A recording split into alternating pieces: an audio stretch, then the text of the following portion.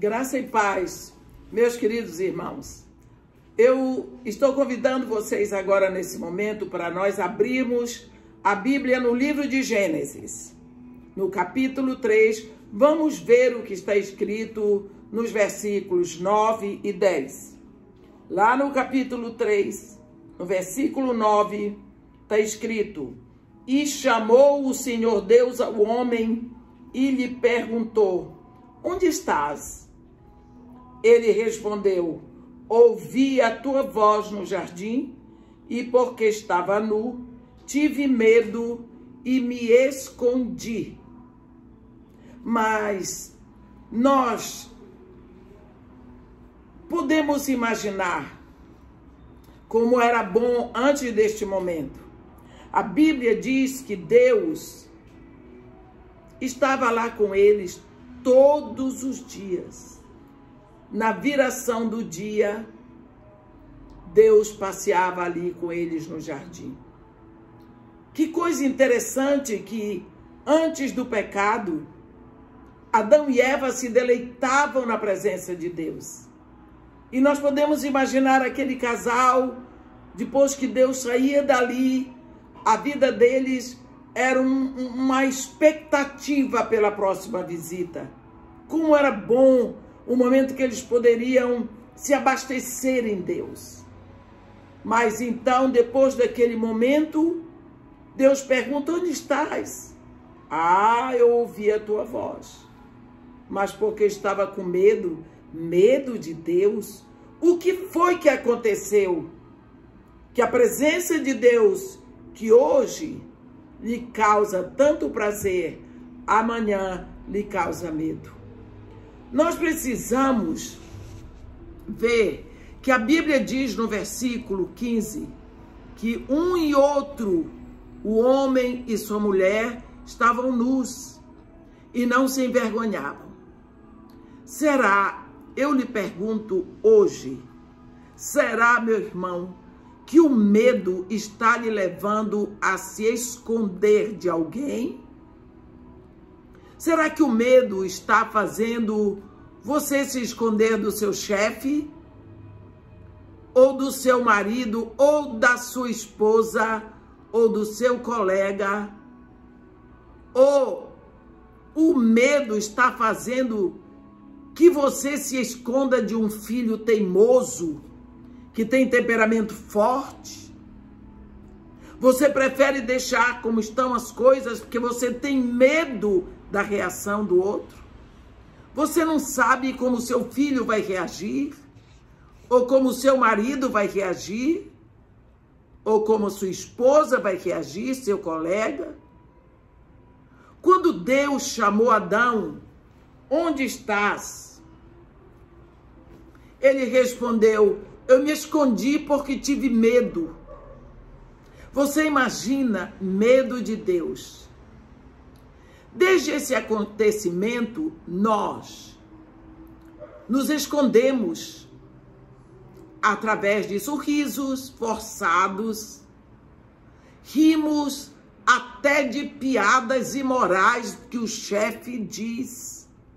O chefe diz uma piada imoral e nós rimos para nos escondermos, para não mostrarmos quem nós somos, para não abrirmos a verdade e dizermos que temos nojo de imoralidade, que temos nojo daquela imundície. Nós nos escondemos atrás de palavras sem sentido para não dizermos não, para não dizermos sim. Simplesmente nos escondemos dando desculpas ou usando de eufemismos. Ficamos em cima do muro, numa síndrome aberta do momento de Laodiceia que nós vivemos. Nos escondemos em rituais sociais que detestamos, casamentos que não queremos ir, formaturas, aniversários que não tem nada a ver, com passeios. Tudo isso, quantas vezes nós fazemos para agradar aos outros? Ou pior, nós nos escondemos através de coisas que cremos, mas não expressamos porque temos medo do que as pessoas vão pensar, como a dor de confrontar alguém e a energia emocional que devemos investir para a resposta da turma. Nós temos dificuldade de mostrar quem nós somos, em quem nós cremos. Temos medo. O primeiro pecado nos trouxe até o medo de Deus, do Deus que conhece todo o nosso coração e o nosso pensamento. A palavra diz que Deus conhece as palavras antes que elas tenham chegado à nossa mente. Temos medo de Deus. Temos medo de mostrar a nossa fé. Temos medo de que as pessoas não nos aceitem. Temos medo. Você lembra que Nicodemos foi procurar Jesus à noite? Ele foi procurar Jesus à noite porque ele era um mestre entre os fariseus. E andar com Jesus não ficava bom para o ibope dele. Então ele o procurou à noite, para que ninguém visse que ele esteve com Jesus. E Jesus sabia disso, porque Jesus sabe todas as coisas. Você lembra o que aconteceu no encontro de Jesus com Nicodemos? Nicodemos disse para ele: tu és mestre em Israel, tu não sabes essas coisas tão básicas, que aquele que nasce da carne é carne, e que o nasce do espírito é espírito. Jesus estava dizendo para ele: o gato nasce da gata, o cão nasce da cadela. Se você é filho de uma mulher, você é carne porque é filho da carne. Mas se você quiser ser filho do Espírito, você tem que nascer do Espírito, e Deus é Espírito. Então, existe um outro nascimento. Ele saiu dali aprendendo que existe um outro nascimento. E que o segundo nascimento é mais importante. Por quê?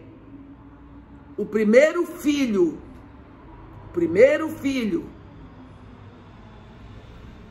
de Adão era Caim, mas a bênção veio pelo segundo, que foi o primeiro mártir, Abel. O primeiro filho de Abraão era Ismael, mas o filho da bênção foi o segundo, foi Isaac. O primeiro filho que saiu do ventre, filho de Isaac, foi Esaú, mas a bênção veio através de Jacó, que era o segundo. Nós vemos assim, então, primeiro filho de José, Manassés, mas o abençoado foi Efraim, o segundo. Em tudo isso, a Bíblia está nos dizendo que o segundo nascimento é o nascimento da bênção. Você lembra do encontro de Jesus com Zaqueu? Zaqueu se escondeu num zimbro. Ele subiu porque ele teve que se esconder das pessoas, porque ele tinha um desejo tão grande de conhecer Jesus de perto. Mas ele não queria que a multidão o visse ali. Ele, lá no fundo, sabia que ele era detestado. Nós vamos ver que como Jesus cura no sábado no tanque de Betesda, no poço de Betesda, alguém que se escondia das multidões. Nós vemos que a samaritana ia ao meio-dia ao poço para se esconder das outras mulheres. Nós vamos ver que quantas vezes nos escondemos para parecer melhor ou para parecer igual ao ambiente que vivemos. Temos vergonha de expressar quem nós somos. Parece fácil agir como se as coisas não tivessem muita importância e fazer de conta que a gente concorda, não é? Isso a curto prazo vale a pena, mas a longo prazo não funciona. Por quê? Porque a paz não é a ausência da discórdia. Quando nós permanecemos em silêncio para evitar o confronto, terminamos, de fato, evitando algo muito mais importante, que é a intimidade, a clareza, a honestidade, a lisura de alma, a paz. Quando nós não confrontamos a situação que desagrada a Deus, lembre, meu irmão, eu não estou falando em confrontar pessoas, eu estou falando em confrontar atitudes, em confrontar pecado. Então nós terminamos pior, porque quando você se torna tão fleumático, quando você se torna tão flexível, você passa a concordar, você entra em concordância, você pensa de um jeito, mas a sua atitude é outra. Nós lembramos do profeta, do sumo sacerdote Eli. Ele foi tão flegmático com os filhos dele, que ele passou a concordar com o pecado dos filhos. Ele se tornou conivente, porque ele foi complacente. Quando você é complacente com o pecado do seu filho, você se torna conivente. Você peca junto com ele. Você vê que os filhos desse sacerdote, sumo sacerdote, eles morreram na guerra como heróis. Mas Eli morreu morte de maldição, porque ele caiu da cadeira quando soube de tudo e quebrou o pescoço, ele morreu por asfixia.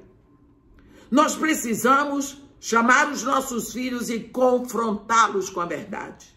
Com calma. Fale com seu marido. Confronte o comportamento. Com calma. Chame sua esposa.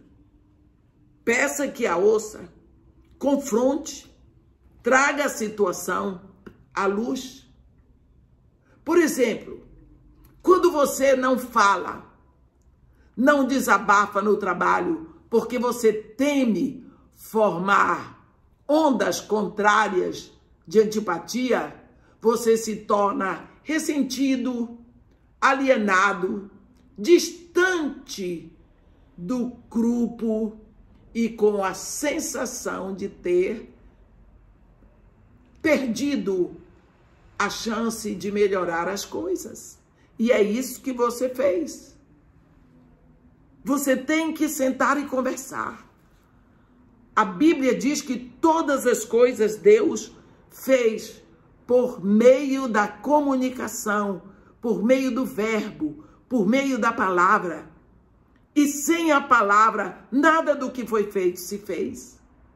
Quando você tem medo de confrontar problemas no seu casamento,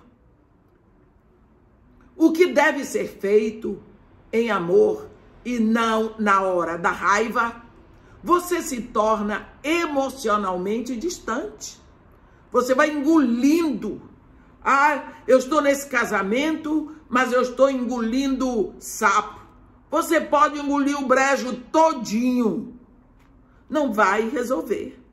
Quando você vê apontar o primeiro sinal de discórdia, convida o seu cônjuge, vamos sentar eu quero abrir o meu coração com você para ver se você me ajuda a compreender o seu pensamento. Nós estamos numa sociedade chamada casamento.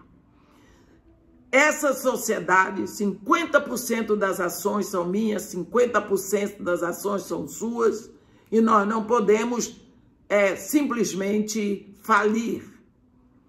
Eu tenho percebido isso, faço uma lista, e eu quero que você me diga como é que você está pensando e de que forma nós vamos chegar a um ajuste, porque nós prometemos viver juntos. E nós casamos para viver juntos. Senão, a sociedade vai falir. E os acionistas que vão carregar o prejuízo são seus filhos. Eles vão ser a parte mais prejudicada. Porque eles ficam sem o princípio, o lar. Eu quero lhe dizer uma coisa. No ninho pisado, não fica um ovo inteiro. Então é preciso confrontarmos atitude logo que você vê começar. Quando você recusa compartilhar sua fé com outros, porque você tem medo de ser ridículo, você perde a oportunidade de oferecer a esperança àqueles que precisam.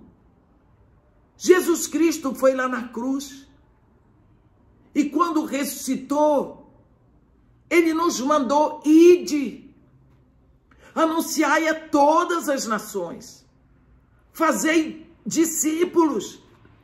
Nós precisamos anunciar.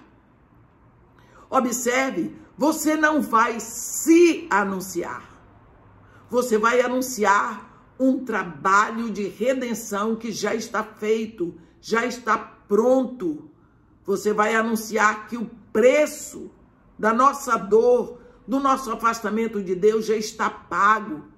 Você vai anunciar que está tudo pronto. A sua mensagem é de boa nova, não é de más notícias. Jesus Cristo não mandou você avisar que o inferno existe. Jesus Cristo não mandou você anunciar a má notícia. Ele mandou você anunciar que nele o caminho está de volta aberto para o Pai. Nós só precisamos andar ali. Você não vai anunciar denominação, nem vai anunciar para eles que a sua igreja é melhor. Não, nós vamos anunciar a boa nova de que em Cristo todos nós temos um caminho de acesso, de volta para o Pai. Mas nós vamos, como pecadores, através de Jesus, não simplesmente para Deus, mas para Deus como Pai. Observe a palavra que Jesus Cristo diz: eu sou o caminho e a verdade e a vida. Ninguém vai ao Pai senão por mim. Jesus Cristo não disse ninguém vai a Deus. Ele disse ninguém vai ao Pai. Porque para Deus todos irão comparecer diante do trono branco. Sim, todos vão. Mas através de Jesus Cristo, só através de Jesus Cristo se vai a Deus como Pai.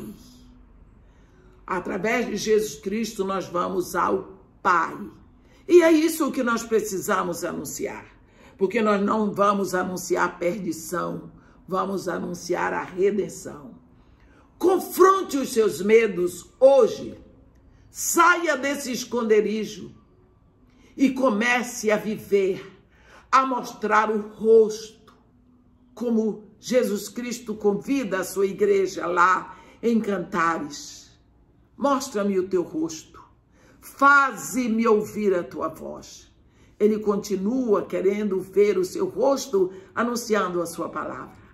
Ele quer ouvir a sua voz, cantando a redenção que ele fez. Saia do esconderijo, saia, anuncie. Que Deus nos abençoe e nos guarde. que faça resplandecer o seu rosto sobre nós e tenha misericórdia de todos nós. Amém.